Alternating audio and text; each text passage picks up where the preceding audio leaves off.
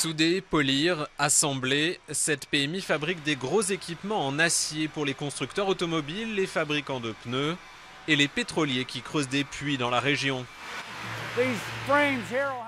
Sur ces cadres seront fixés des gros moteurs électriques ou diesel et des compresseurs pour extraire le gaz naturel des puits. Comme beaucoup d'entreprises industrielles de l'Ohio, celle de David Hughes a souffert de la crise. Mais depuis 2 ans, le chômage ici est passé de 13 à 8%. Le secteur pétrolier investit en masse pour exploiter les gaz de schiste par fracturation hydraulique. En 2008, on est descendu à environ 10-12 employés. Aujourd'hui, on est revenu à une quarantaine. Ces créations d'emplois, Barack Obama les met en partie au crédit de sa politique industrielle.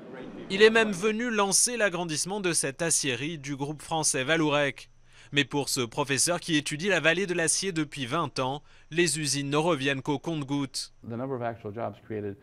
Les créations d'emplois ne pourront pas remplacer tous les emplois qui ont disparu.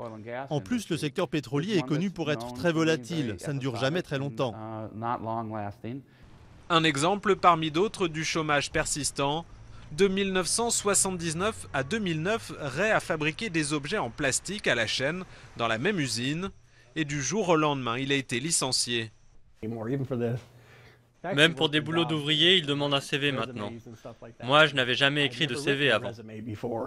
Après 2 ans de chômage, Ray ne touche plus qu'environ 340 € par mois de la retraite privée de son ancien employeur. Je fais quelques heures dans une entreprise de nettoyage et puis je cherche des petits boulots comme surveiller les passages piétons pour les écoles. Barack Obama et les candidats à la présidentielle font tous le voyage de l'Ohio pour faire croire à un nouveau départ industriel. La réalité sur le terrain est beaucoup plus dure. L'Ohio est encore très loin d'avoir retrouvé son statut d'usine du monde.